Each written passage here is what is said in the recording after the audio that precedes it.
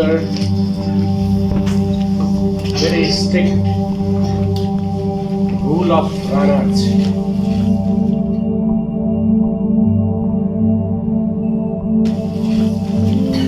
An autocratic system where people were not allowed to think about.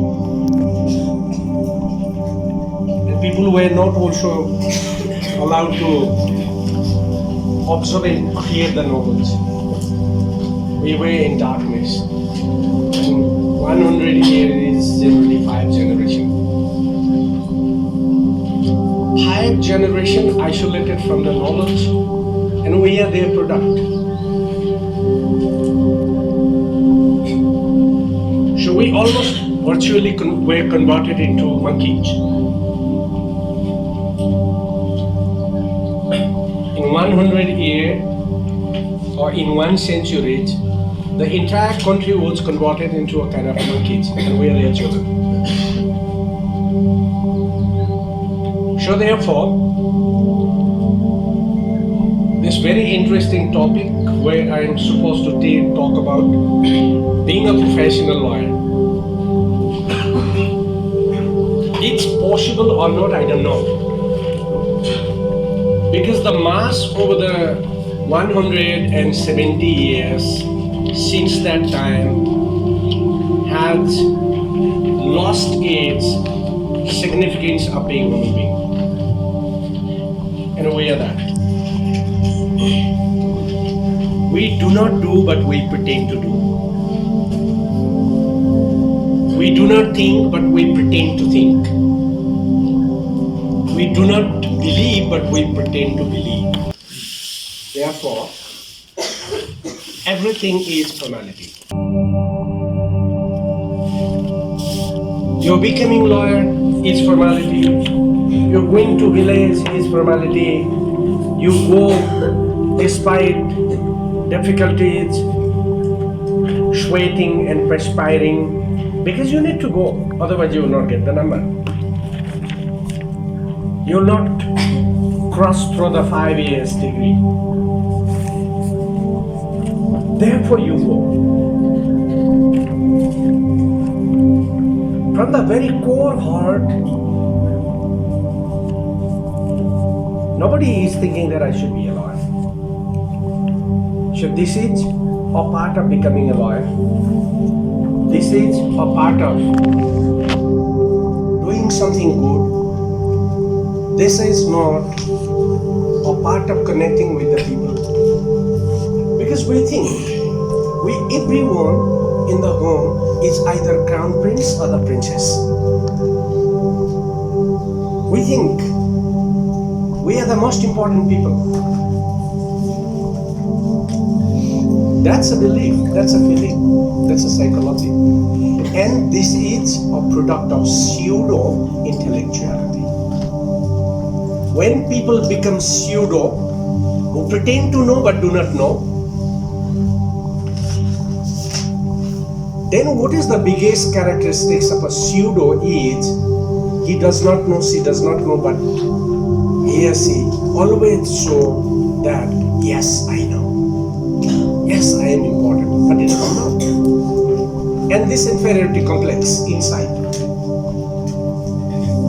makes you to behave extraordinarily in relation with others.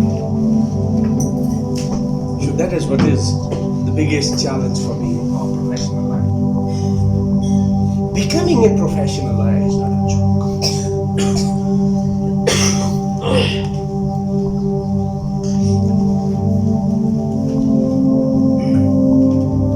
Becoming a professional lawyer is a dedication. It's a true dedication, in fact.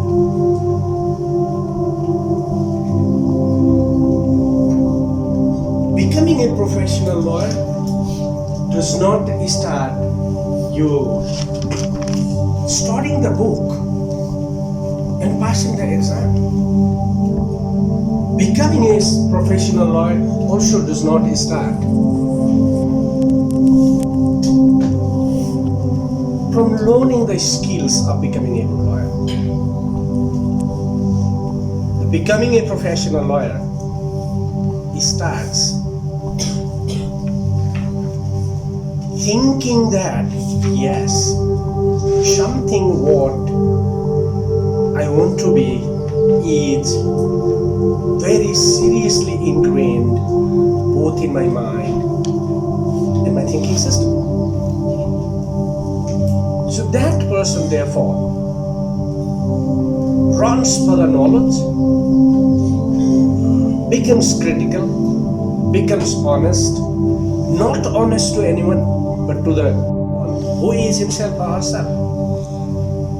So therefore this profession is taken as a very, very serious profession for the last 2,500 years where it started. Its history goes back to almost 2,500 years. There is only one profession in the world which is started with the same feeling and still today continuing with it, same feeling without change of its significance. And it is believed that more society will become complex, the role of lawyer becomes furthermore enhanced. So this profession therefore is not going to be eliminated. Whatever type of civilization you go in another many hundred years, but this is very important part of the society.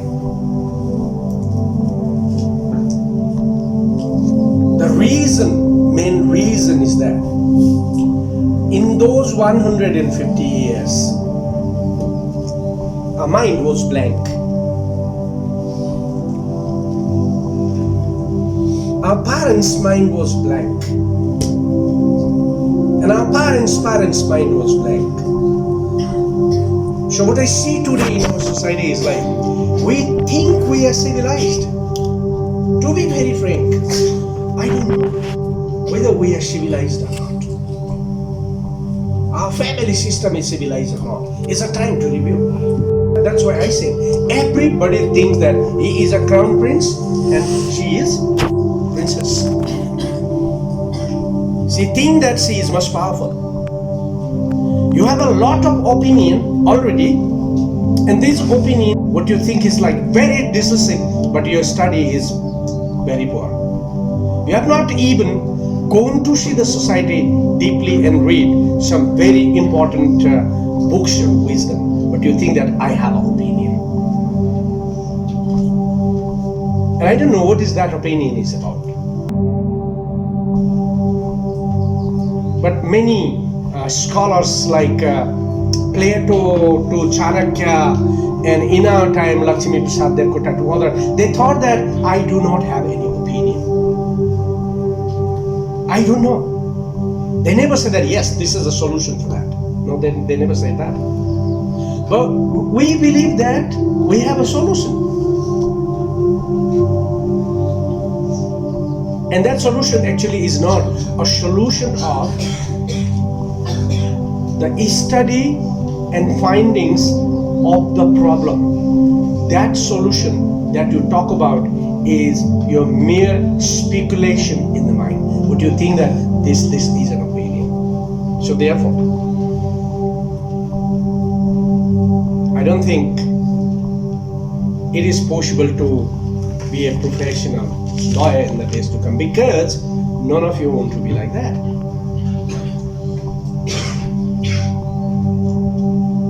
So therefore, I am not talking about how to become a professional lawyer. What I will just talk about is like, what is the role and identity? So I am skipping that part. Because you need to pass the exam. If I don't teach this, maybe question will be from that part of the curriculum. So you will not know and you will fail. It is also probably not necessary for you to become a professional lawyer. That's what you think. Because somehow you joined law school. I don't know why you did join law school.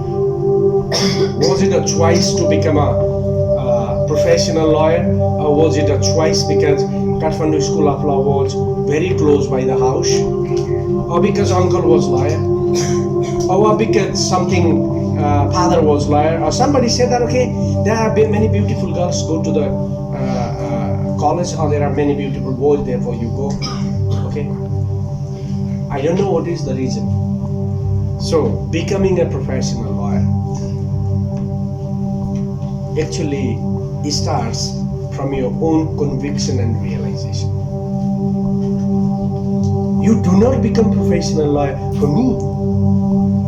You do not become professional lawyer to someone else. You do not become professional lawyer to your client, neither to the judge. You become professional lawyer for yourself. So becoming a professional lawyer is not only a matter of behavior. It's not a matter of behavior alone. It's a matter of thinking.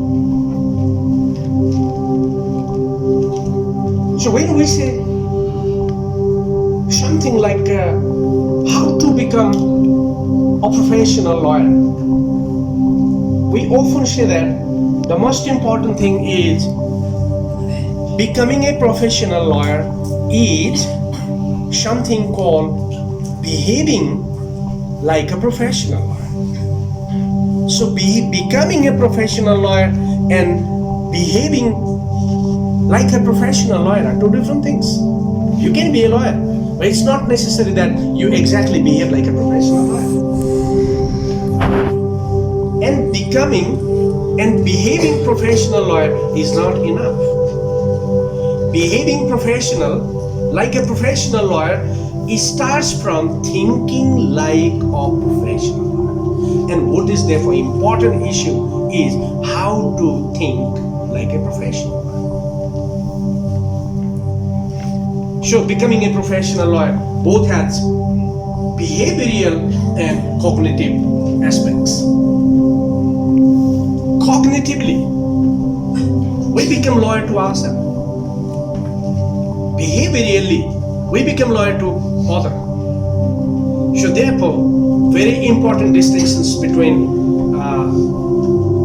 the role and identity within the profession starts. I have my own identity. Very fundamentally, I am a Homo sapien. I am a civilized human being, according to the definition of human being. And then I am Asian by stock. And then by nationality, I am a Nepalese.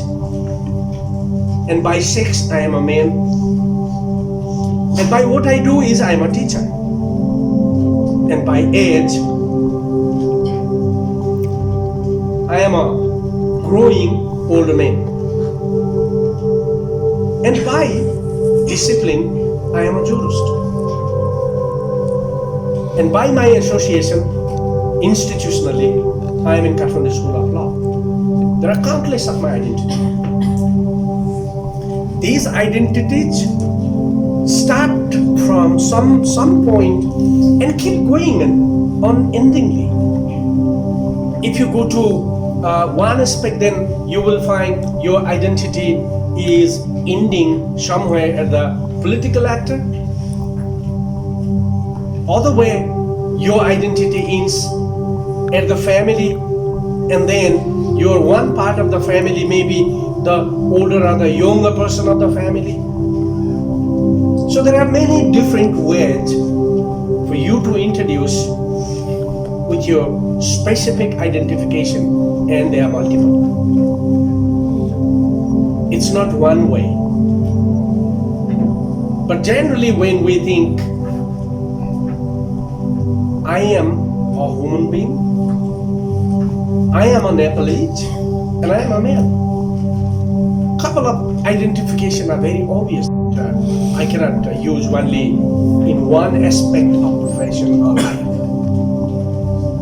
Even if I am in politics, I am a male. In profession, legal profession, I am a male. Even if I become a judge, then I remain male. The identification does not change. So this identification, or the issue of identity, is always with us. And then we have a role. I am a male. There are so many other males. I am a Nepalese. There are so many other Nepalese. Okay. PhD, and there are so many other PhD.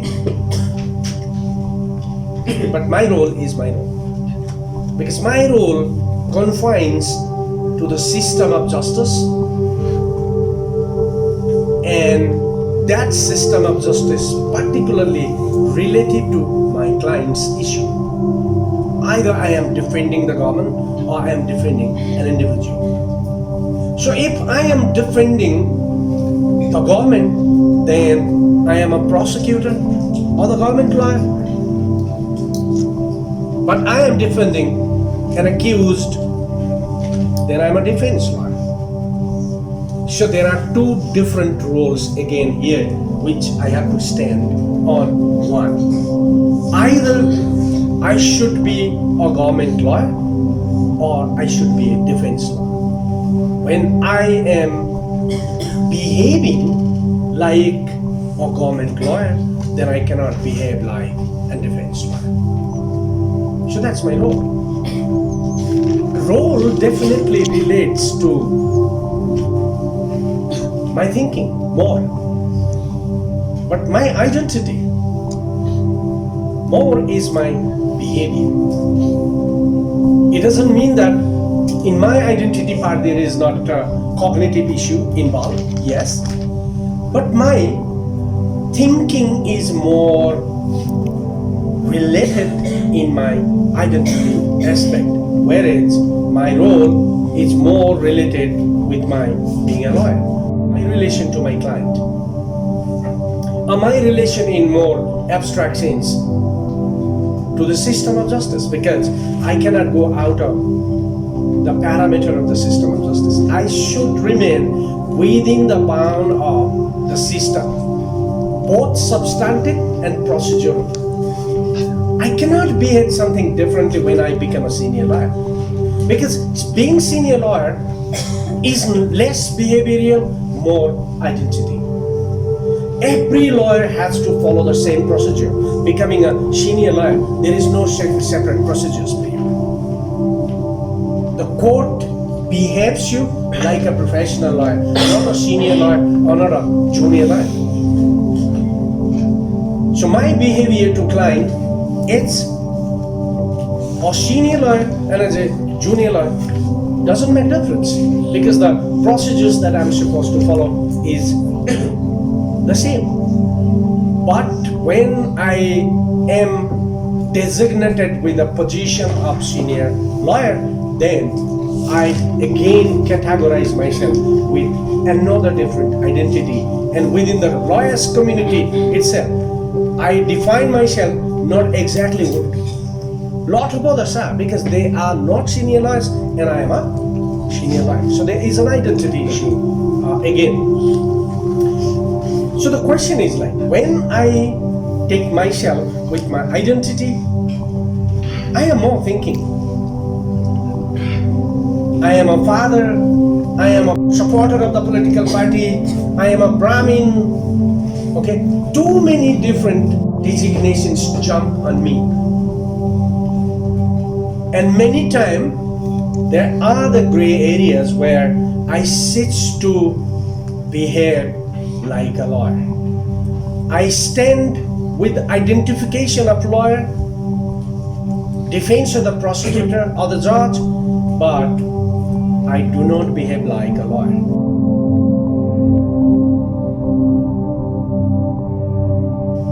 Okay, if I am a congressman, I'm a lawyer too. So I have an identity of becoming a supporter of the Nepali Congress Party. But I am also a lawyer. I am in the court and I have my client with me. What I am supposed to do within the bound of the procedure and substantive law inside the courtroom is to serve the interest of my client. But the danger of my thinking, placing myself in front of the court, not as a lawyer, but as a leader of the Congress party, is always there. So, when I'm arguing case in front of the judges, often I do not speak like a lawyer, but I do speak like a leader of Nepali corporation. So there is a conflict between the role and identity. A professional lawyer never comes to a situation of this conflict with his or her identity and the role. But the serious problem in Nepal is that very many lawyers do not think of a distinction between his or her identity and his or her role. So in the court, he defends his or her client, but his behavior collides with his identity and he behaves like a political leader.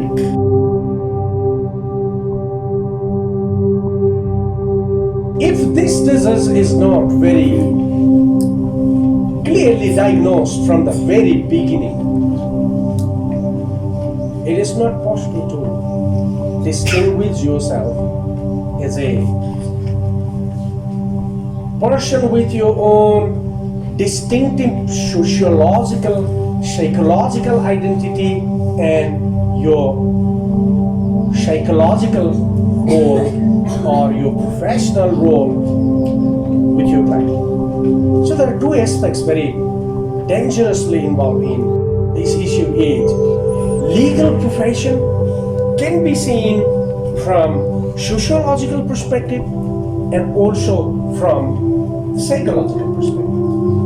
If you close your eyes and you look into yourself,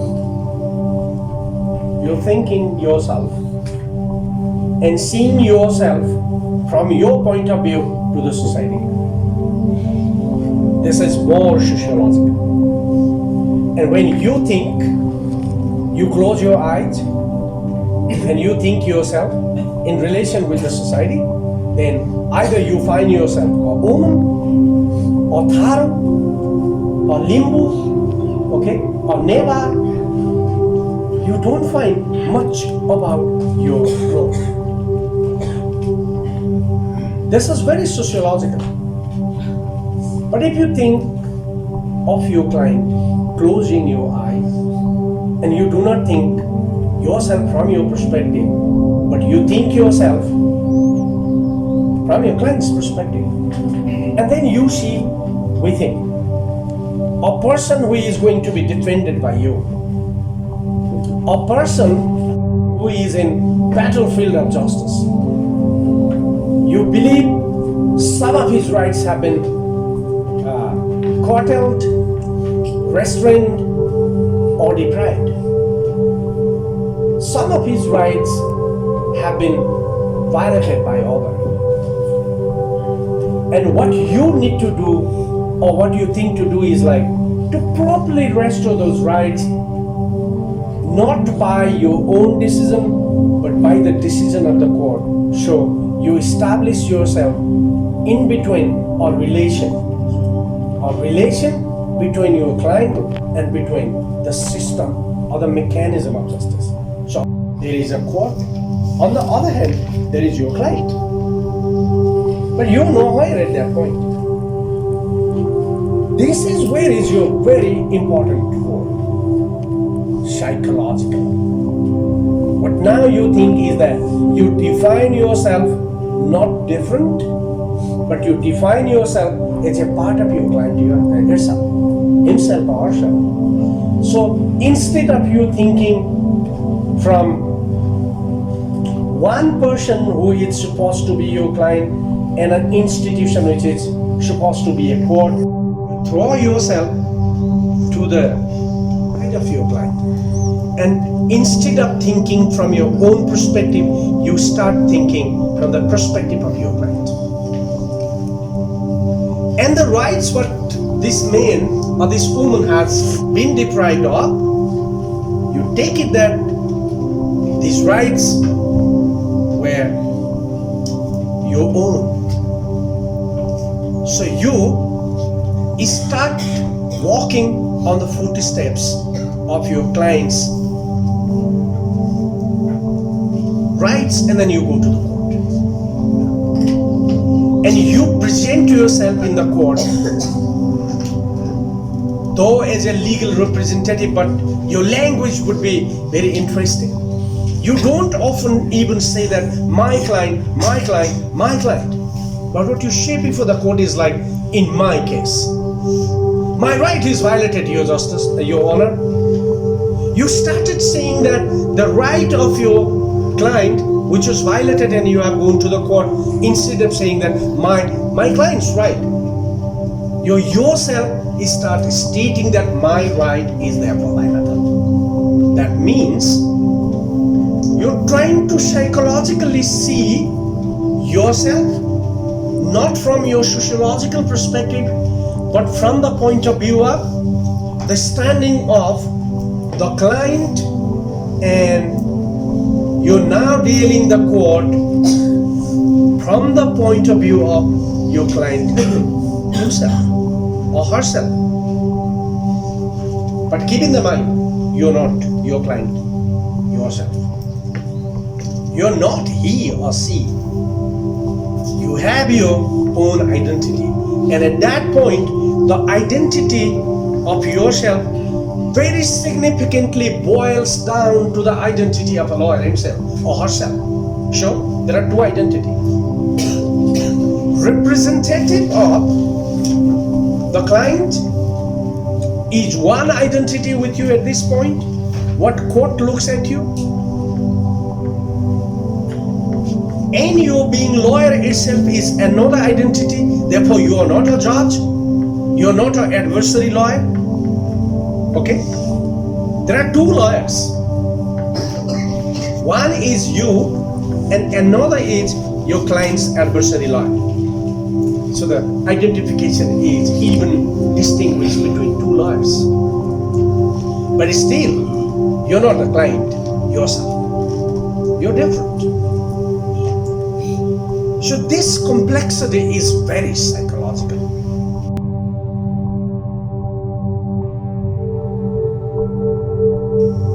So looking from sociological perspective, your relation with your client is basically a human relation. That's why we miserably fail on what teaching we made you on the first year. What we did in the residential school is like, first become a good person. Only then you can think about good lawyer. How many of you are today remembering that? No, because you pretended to know that time, and you're pretending today. So that journey is here. That journey comes here. The journey at the first year, in the very beginning of your inception of law student, reminded you very significantly that it is a time for you to become a good person. And that's where your journey to good person ultimately leads you to the good lawyer.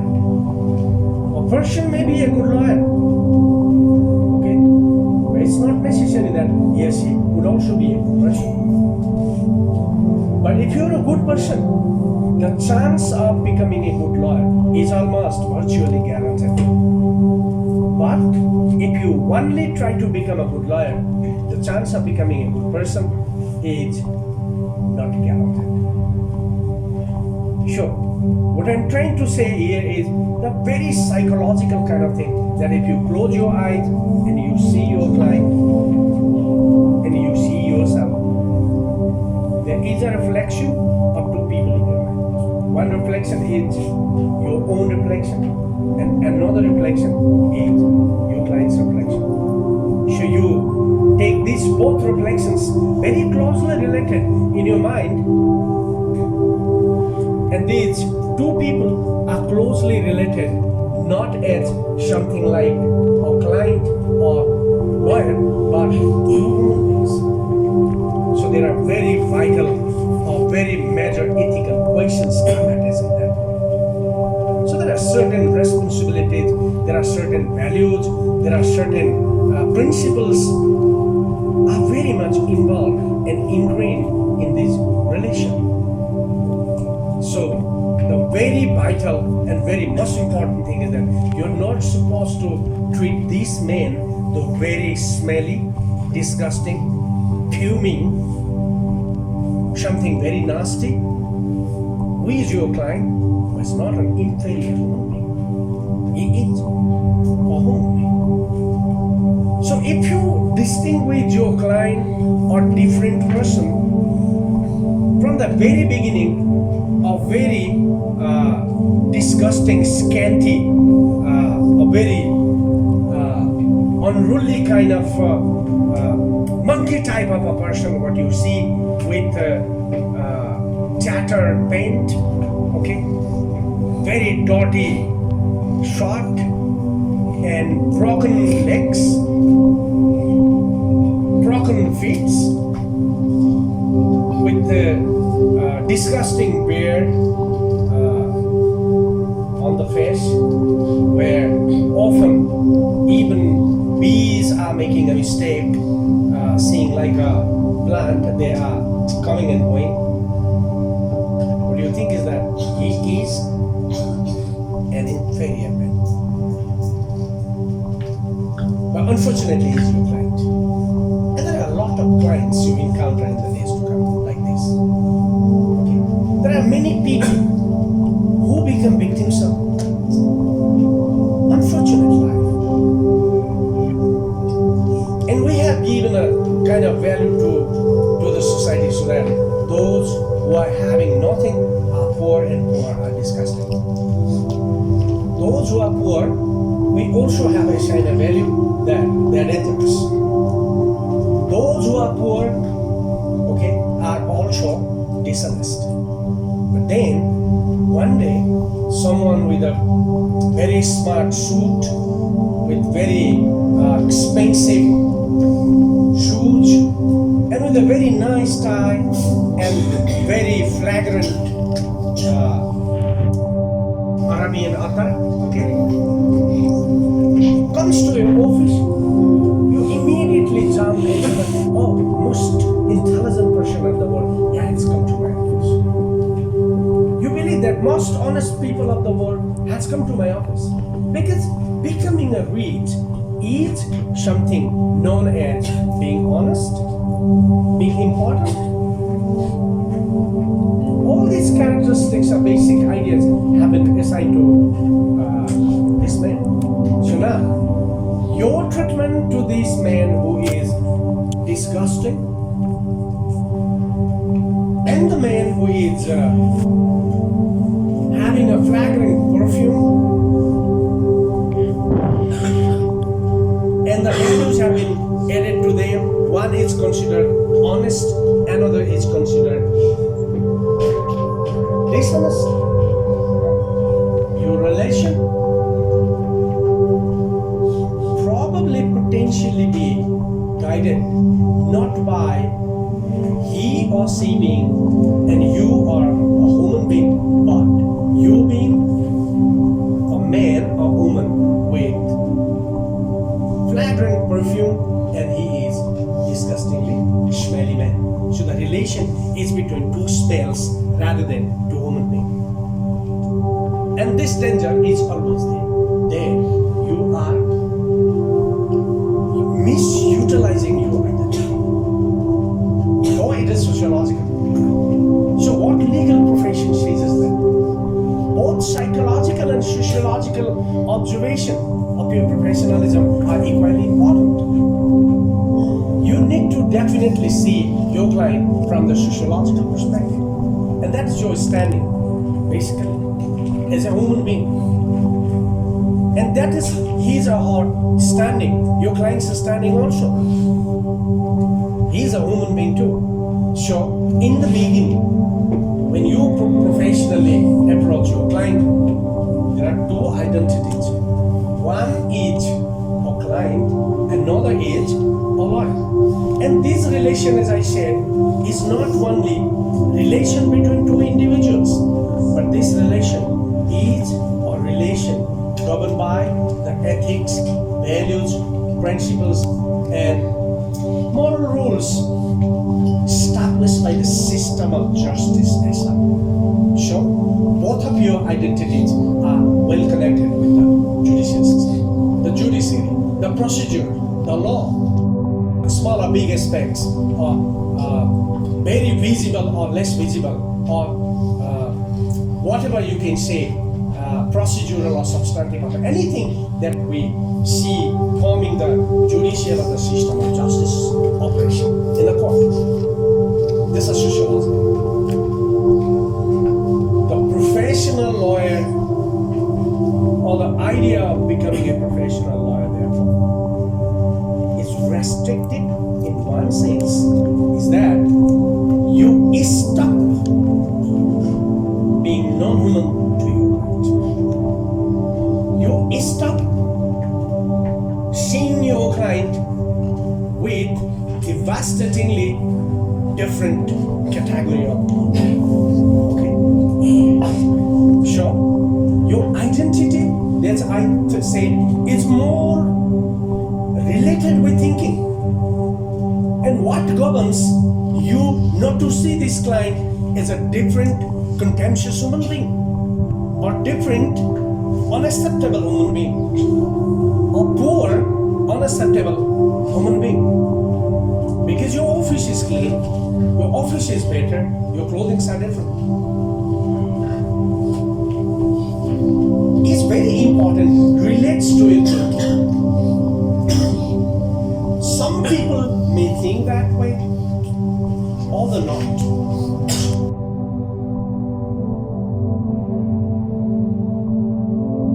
Some people may, from the very beginning, start thinking that this man or this woman who is in such a bad state requires my service more importantly than many other clients with better position.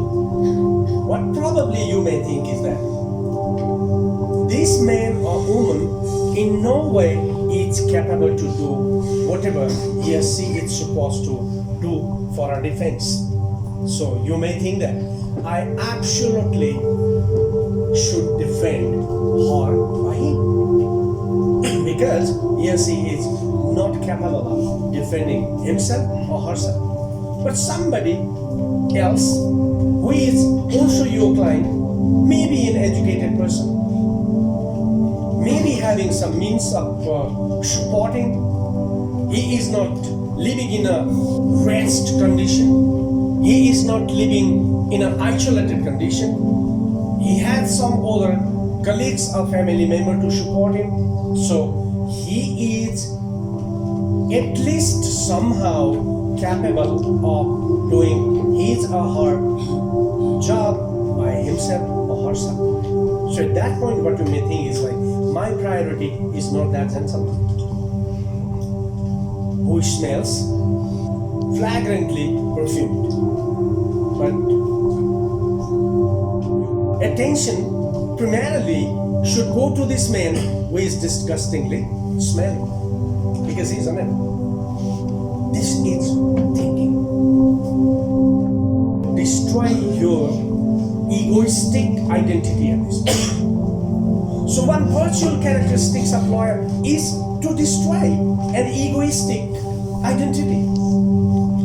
And now I don't know how many of you will be able to do that. Because human tendency, mostly in Nepal, which is an exemplary country, is seen a country as a society where egoistic identity is not reduced, but it is increased. So more you become a lawyer, more egoistic you become. The very first year when you were here, you were much more decent and innocent and honest than you are today. You're more dishonest and more cruel, in fact. You have become in third year rather than in the first year. You will become more. And that's not only your case, everyone I am talking about. So by the time, fifth year, or you pass up, you almost start thinking that you are human being.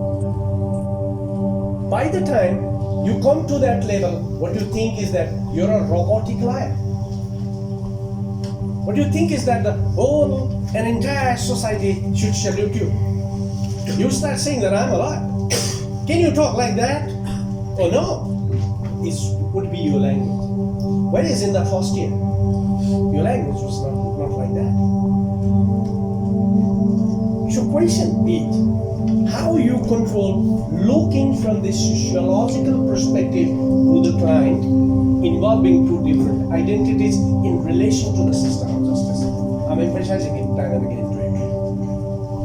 I said there are two identities with two sociological differences, completely classified sociological class system. One is rich and that is you, and one is poor. That is the client. In this class created by the sociological perspective, there is a relation between you and your client, but this relation is not some relation which is created by something different like biology or psychology or society itself, but this relation is created by the law. So you're a lawyer because of the law. You're a lawyer of this client, and the relation between you and the lawyer is established by the law. Okay? But anyway, there are two sociological perspectives. One is your client, very poor, and one, you're rich. And now you have an attitude to the client, and the client has attitude to you also. Client thinks you're a great person, you're a lawyer. Neighbor comparison between you and your client, that's what he thinks. And he's always very submissive. Client is submissive. Yes sir, yes sir, yes sir. That is his language. He even do not dare to sit down in front of you. He stands up and does like this. Okay? And he said that sir. Okay? But then there is another your position, which is very dominating, very egoistic. And you think that this is a less important person. What is thinking there is like, you think you're important and your client is less important. So you're dominating, you address differently to him. Okay? So this is sociological. It is egoistic. And it is very dominating. But anyway, this relation between you and your client is not personal relation. It's a relation established by the law in relation to the process or the course of justice. Okay? Then it's a very triangular kind of situation that you stand in. Now the question is, how to become a professional lawyer? I said, in one aspect it is thinking. In another, it is behavioral. How do you stop? How do you prepare yourself to create a very affirmative cognitive system in your mind? How do you transplant a very cognitive, affirmative cognitive values in your mind so that you stop differentiating a man, which is your client, is neither rich nor poor. He's your client. If you do not start thinking and you do not nurture your mind, you do not train your mind, you cannot become a professional. So it is up to you. It's a guarantee. If you do not think, you do not start thinking that way, you will never become a professional lawyer. Yes, you may be a lawyer. So there is a distinction between a professional lawyer and a lawyer. So this is not what can be taught. This is not what can be passed on your mind. It is only you. So the very question is, how you stop being an egoistic individual, or how you stop being sociologically affected with your higher position over the lower position, social lower position of your client, and you disintegrate the society by creating a class within your own profession, or you stop yourself from becoming a dominant stallion over the crowd, that I am a lawyer, I am a lawyer. So some people say that, do you compete to swim with a fish in the pond? I am a lawyer, and you talk about law with me is an issue. And this kind of lawyer never listens to the client. He never listens to the client. What he does is like he dictates the client. The client had solution to his problem, himself or herself. But you don't take the decision of the client, what he or she wants to do. What you do is like you dictate. No, you cannot do this. You have to do this. The client say that, no, I don't want to file a case against my former husband. What I need to do is like, I want to have my share of the property he has captured come to me. That's the entire goal from the justice. But then what you say that, no, why you should do that? No, you should not do that. Your husband is a bad guy, so you should file a case of divorce. And we should fight, and we should fight, and we should show him what you are. Then you are playing the role of the identity, but not the professional client. Because what you're trying to convince the client is that I am a great liar. You know, I am a congressman. I was also a member in the parliament, and now I came back. Judge know me. Okay? And they are afraid of me. Because next time, if they don't make a case on my behalf, next time, the chance of my becoming a law minister is always great. And then I will show these bastards. That's a feeling the lawyer has. Then how probably that this lawyer deals with the client? Client is of lie. Okay? So he want to make the fly as per the choice of the lawyer. That's a kind of situation. So here your identity is very, very strong. So now the question is like, becoming a professional lawyer does not start reading books. Becoming a professional lawyer starts thinking or developing thinking or developing cognition in your mind and developing an idea that how can I stop myself looking the client from his sociological perspective and from my sociological perspective. So that's why I often argue it's not possible for any lawyer to be a thorough lawyer. It is not possible for any lawyer to be a woman lawyer. But there is a Women Lawyers Association in this country. There is a Tharu Lawyers Association in this country. There is a Janajati Lawyers Association in this country. There is a Khasa Lawyers Association in this country. Are they lawyers? Yes, but they are Tharu lawyers. They are bringing their sociological perspective within the profession. So what they say that I have right to think from my sociological perspective when I'm dealing with the client. So what? If I go to a Tharu lawyer, can I be so damn sure that he will represent me fairly because I am a Brahmin and he is a Tharu? Or if I say that I am a Brahmin lawyer, I am a Khasa lawyer, and a Tharu comes to my office, there is a damn possibility of myself dealing my client not as a client, as a lawyer, but as a Brahmin and Tharu client. So this is right.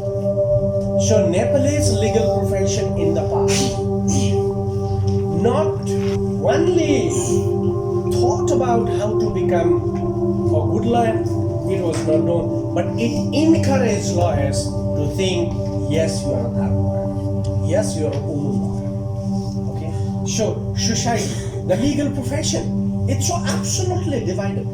Absolutely divided. So there are very few lawyers who are lawyers, but most of lawyers are either senior lawyers, or the junior lawyers, or the Tharu lawyers, or the Brahmin lawyers, or the women lawyers, and they also have very strong system of being organized and defend their identity organizationally, and therefore they can protect themselves from making liable to the mistakes of violating rules of ethics. So other way what we have been telling to our students, though in very futile way, is that if you really want to be a lawyer, stop thinking from your sociological perspective to the client with its sociological perspective. So from your side to the client, legal professionalism is sociological. But if you look it from the point of view or from the side of the client to you, then it is psychological. It's very psychological. Why client comes to you is for the sake of justice. He comes to you to take your service and to be benefited, to protect his rights and privileges.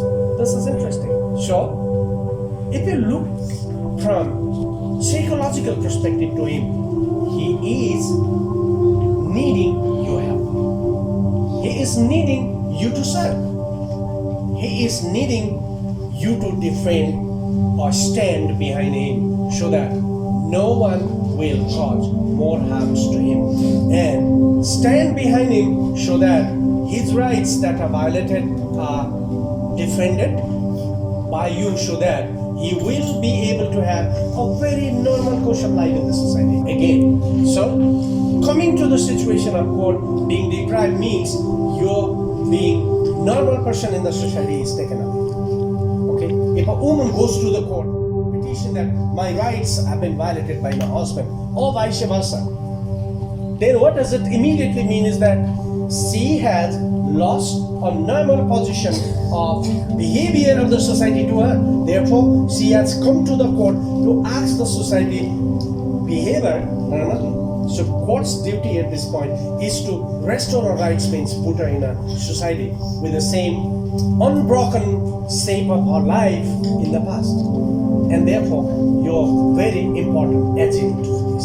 So here, you're agent. So in most countries like lawyer, they are called not lawyer, they are called agent. Okay. Even in the International Court of Justice, you're called agent. And that agent is not derogation of your position. That agent is more reflecting and more prestigious. When you call agent by the judge in the court, the judge is not seeing you individually. The judge rather is seeing you as a part of the social process. Okay? You're taken as a process also, not only individual, of re-establishing the broken system in the society. Therefore, you're the agency. So that is where the role of a very important denomination of lawyer starts, that you are a social engineer. Because as a social engineer, you touch on the society. Therefore, since you touch on the society from one less important and less developed stage to the better developed situation, then therefore known as an agency. Your agency in itself. You're the cause in itself. And respectfully, therefore, you are called social engineer. So becoming a lawyer is therefore very difficult. So a good lawyer, on the one hand, promotes thinking, avoids sociological perspectives in the form of egoistic, not to allow this kind of vices to take place and deform or defile the significance of the legal profession, the sanctity of lawyer, or the sanctity of justice. There is a rule. If a woman lawyer, beautiful woman, Megan, always living with a bunch of cats, looking so beautiful and gorgeous.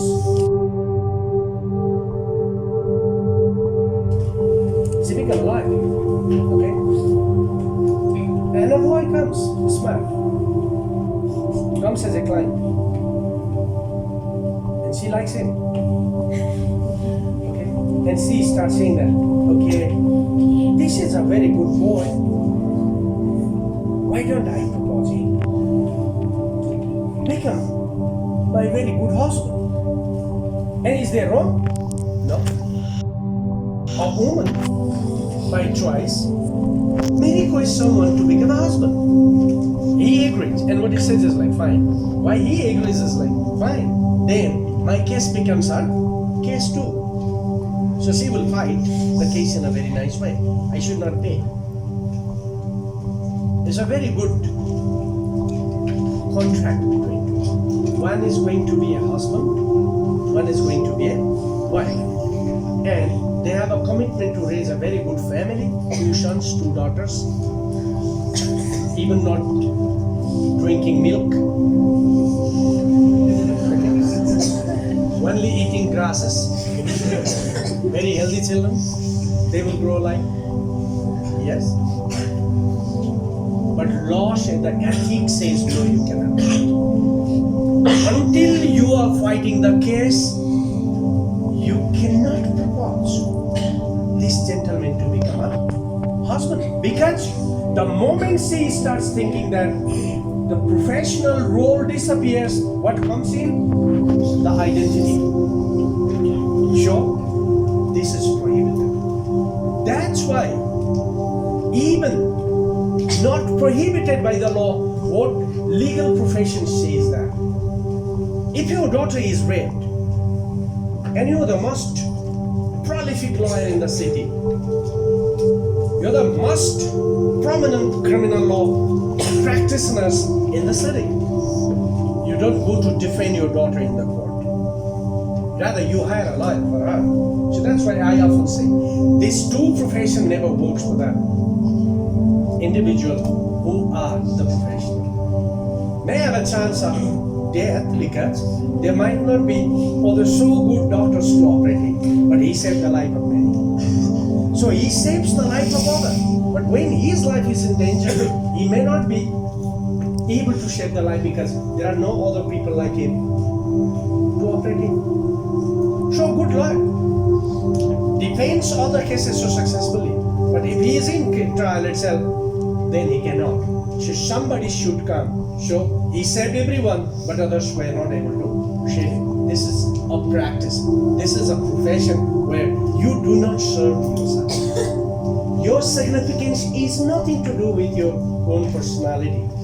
So you useless thug actually, you know. Every lawyer is a useless thug if you look it from himself's perspective, because he is not usable for himself.